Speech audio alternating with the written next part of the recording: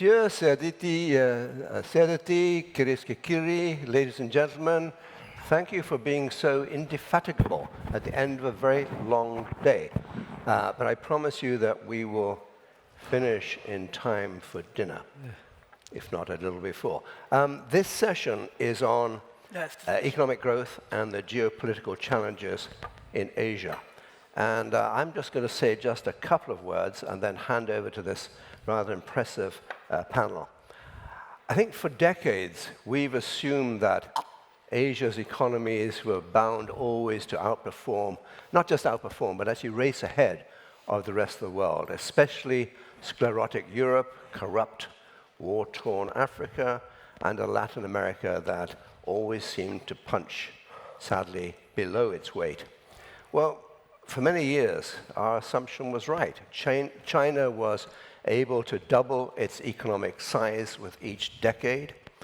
For a time, India disappointed us, but it's now surpassing the PRC because the People's Republic is already suffering from its demographic imbalances.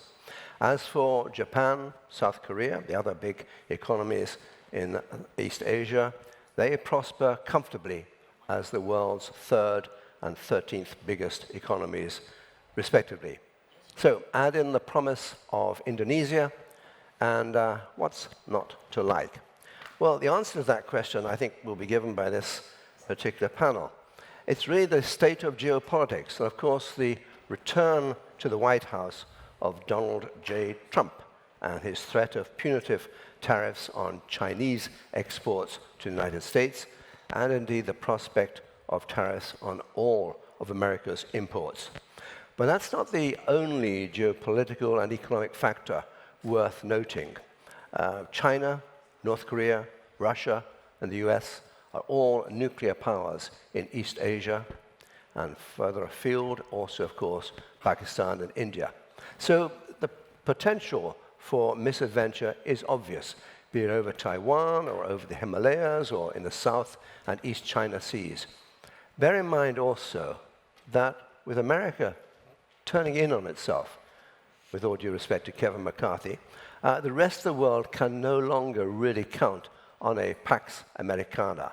I mean, the days when Madeleine Albright would say, America is the indispensable nation, maybe those days are fading. Bear in mind also that China's ascent to equality with the United States as a superpower is stumbling thanks to its economic woes. There's not yet any Pax Sinica.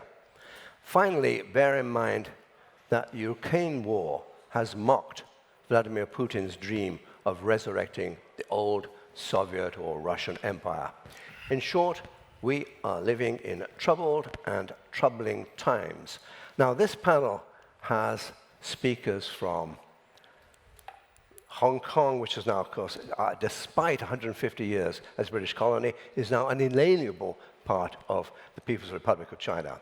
We have Japan, we have South Korea, which, of course, has its own little political problems at the moment. You still have a president, but the impeachment vote may be tomorrow. We have M.K. Narayan, who used to be in charge of intelligence in India.